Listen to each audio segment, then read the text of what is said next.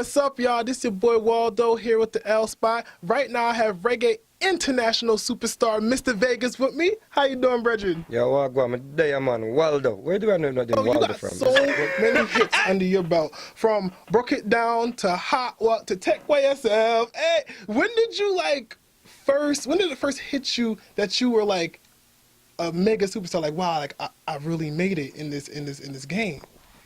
Well, you know, actually I don't even see myself or think of myself as any mega superstar or anything like that. I'm just blessed, you know, to be doing music from a small island, you know, called Jamaica, and people actually know the music outside of Jamaica. And I've been doing it for like 18 years. And I'm still, you know, being able to stay relevant. So, you know, I don't see myself like, you know, all that fancy stuff and big superstar and stuff like that. Because as soon as you start looking at yourself that way and self-praising yourself, then it gets to your head. You know, then you start treating people differently.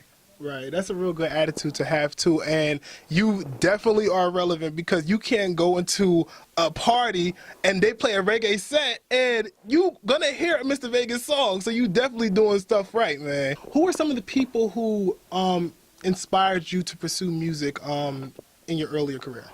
Well, we grew up listening to people like Bob Marley, Dennis Brown, Sanchez, Pinchers, you know, and international artists, you know, like Michael Jackson, Whitney Houston, you know, New Edition, you know. So, you know, and of course, you know, most Jamaicans, you know, we grew up listening to a lot of soul music. You know, we call it soul music. Right. Like, you know, like music where people could waltz to, and it used to play at all the parties, you know, from going to school. So we were basically like, you know, have that soulful, you know, vibe in us when we put out our music. It's like a lot of passion in the music. So even if it's a dancehall track, you know, you can hear a lot of passion in the music. Right, right. Cool. So you recently worked with Beyonce on her song Underneath the Sun, which was a great record. Right. How did that collaboration come about? Standing on the Sun, you know, she wanted to do a dancehall remix, and they threw a few names at her, and Broke It Down was being played at international radio at the time, and she, you know, went with Mr. Vegas, you know, so it was good that, you know, she basically, you know, wanted to hear Mr. Vegas on her remix. And we did our part, we sent it back to her. She changed a few things, sent it back to us. So it was a back and forth situation, you know, so it was a good vibe, knowing that it was not just some DJ took a record and remixed it and we jumped on it. It was actually coming from Beyonce. And she actually started performing it in her set, you know, so it was good. So are there any artists right now who, you know, you haven't got a chance to work with that you're just looking forward to working with, or you have in mind for an upcoming project?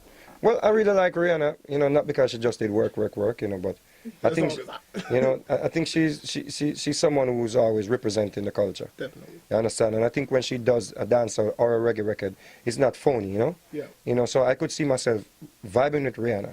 You see what I'm saying? Official, not just like taking a song that she has already put out and then, you know, trying to jump on it. Right. I think, like, you know, working with her on a record, you know, it would be like, you know, something that I would look forward to.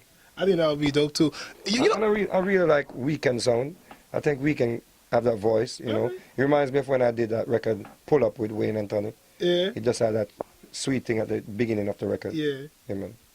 All right, so you know, I think, you know, something would be hot if you do like a whole like Caribbean collabo with like you, Bounty Killer, Beanie Man. That album would be so dope. Like, don't you think? I know about Beanie Man, you know, because I know Beanie Man is easy to work with. Yeah. You know, I don't know about most of these other artists. Oh, okay. I know Beanie Man is like a person that really, you know, he sees outside the box. You see what I'm saying? Yeah. So Beanie Man could see that working for himself. And you're myself. known for having a lot of unique and trendy dances to your songs. You know what I mean? So, which leads me to our next question. Dancehall Dab, which congratulations hit #2 on the Italian top 10 recently. How did that come about? Like, what was your whole inspiration behind that? Like, why did you think you had to do like a Dancehall Dab? Well, you know what? I saw the dance, and as I said, I make music about things around me, things that I see happening. You see what I'm saying? So Dancehall Dab, I saw everyone doing it. Even Hillary Clinton was doing dab. You know, all the sport people, you know, were doing dab. So I was like, you know, I want to take it to the Caribbean. Because, you know, oftentimes, you know, the Justin Biebers and the Beyonce and all these artists, they take the dancehall moves from the dancehall community and they put in their video and we get no credit. Right. So I'm basically flipping the script now with Dancehall Dab and say, okay, let us take it from your culture now and take it to our culture. Right. Well, listen, I don't know how to do the dancehall dab. Can you demonstrate? Give me a tutorial? If you can't dab, man, trust me, it's the most easy. There's never been a dance that is easier, you know. You know, just basically put your hand and do screw for it. You see All what I'm right, saying? hold on. So let's do this at the same time. Don't look stupid now. I'm not trying to look stupid again. 1, 2, 3. Yeah, Dab it. Hey. Simple. All right, cool. So, moving on to a more serious note. You released a song entitled "Get We Back." With Sweet Jamaica. "Get We Back" with Sweet Jamaica, where you tackle issues on what's happening in Jamaican treasury. In Jamaica. So can you just explain a little bit more about that and just what message you're trying to get across to the people? Well, as a Jamaican, you know, and you know, growing up in Jamaica, you know the beauty of Jamaica. You know, it's like having a girl, you know, that you really, really love, you know, and she has natural hair, you know, and then, you know, you just started seeing, you know, people start influencing her, she start changing, and she start losing all that, and she start bleaching, and she start doing all kind of different things, you know, and I think Jamaica is the same thing for me. You know, I know Jamaica is a unique place that people want to come and see something different. You know, we have our rocky roads, you know, we have our beaches, we have our rivers, you know, we have our little rough edges, and we have our smooth edges. You know, so if we try to change everything about Jamaica, then when you go to Jamaica, you're going to feel like you're still in Miami. You see what I'm saying? So I see, you know, like a lot of our national heritage, you know, a lot of our, you know, places that our foreparents fought for being sold to, like, you know, people outside of Jamaica. Right. You know, and they're trying to convert it into these industrial parks and stuff like that they're doing in other countries as well. Right. And I think, you know, Jamaica, you know, we're used to Jamaica with this nice, cool wind, this nice, beautiful wind that you can inhale, and it doesn't mess your sinus up and all that stuff, and mess up and give you cancer and all that stuff. And I think if everyone come to Jamaica and try to create all this pollution and mess up the ecosystem and mess up the beaches, you know, and rubbish start going to the beaches, then we're going to start swimming, you know, and be swimming in rubbish. Right. And start walking on Rockstone. If you look at the video, I'm giving back to see Jamaica. That in the video where I'm walking on some rocks, that was a beach that they took the sand from the beach to build beaches on private properties. You know, so as a Jamaican and I have my kids in Jamaica, I want my kids to come and enjoy what I enjoyed as a kid. Even though I was poor, I was happy. You see what I'm saying? I could go to the river, and that was joy for me. Right.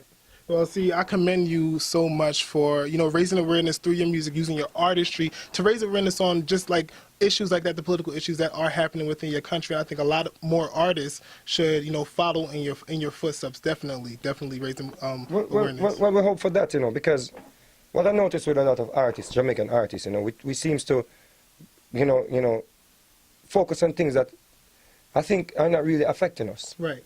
You see what I'm saying? We focus on things that, you know, we feel focus on other people's life. You see what I'm saying? Yeah. Instead of focusing on the things that affects us. You see what I'm saying? Because if Jamaica, you know, turns into one of these, you know, polluted country, then all of us are going to die from cancer. All of us are going to start getting sick. You know, we're going to be lining up in the public hospital where, you know, people are dying in Jamaica from a little H1N1 virus. You can imagine if we're suffering from more, you know, terrible diseases. We'll be dying in numbers, you know. So I think, you know, artists need to realize that it's not just about giving people music. Every day you're just feeding someone music. You have a voice, you know, and you already made your name. So you can stand for something. Right.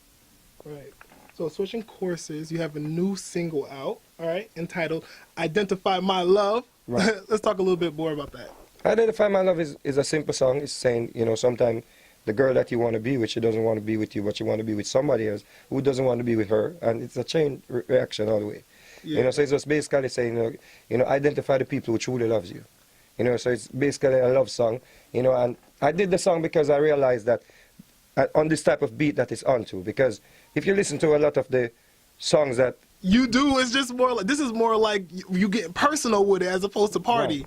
No, it's a party record. You know, it's a love record and it's a party record. But, you know, we try to, you know, do what international, I keep saying international, but we're all international, but you have like a different level of international than like a Justin Bieber and, you know, Adam Levine. Yeah. When they choose to do a reggae record, they're using this type of groove, this type of beat. And I say, you know what?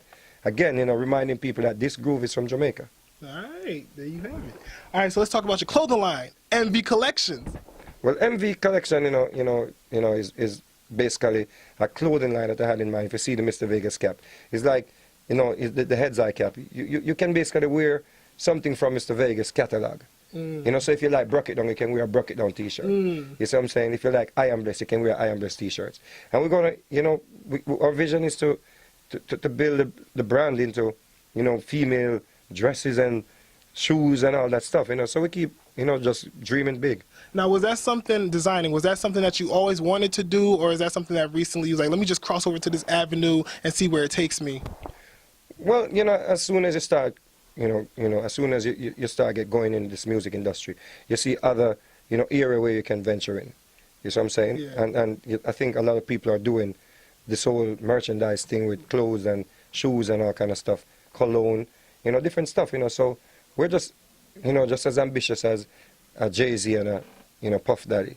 Yeah. You know, I hope one day I can be like the Puff Daddy of dancehall. You know? Trust me, you already know, the Jay-Z of dancehall. Yeah. You see what I'm saying? Yeah. You know, even 50 Cent, I want to see someone selling a vitamin water and want to be a part of it.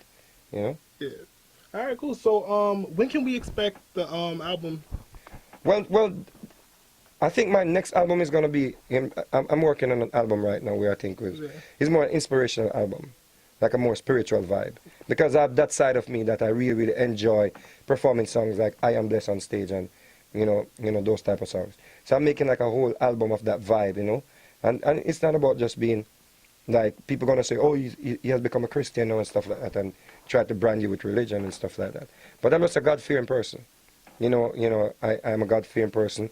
I praise God straight. Always I believe in a God. Always I put God first. You know, so this album is just basically dedicated to the people that really, really believe in God Almighty. Good.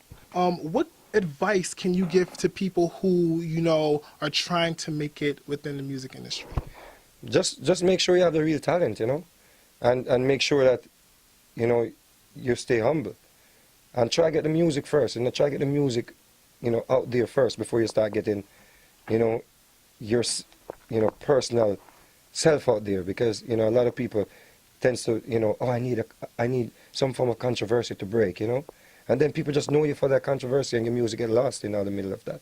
And as soon as there's no controversy, no one can, you know, no one know nothing from you, you know, because these days, you know, people can skip through different pages to find a different story. You know, your story might be as a good story this week, 2 days or next week, it might totally get lost because someone comes with a better story. Right.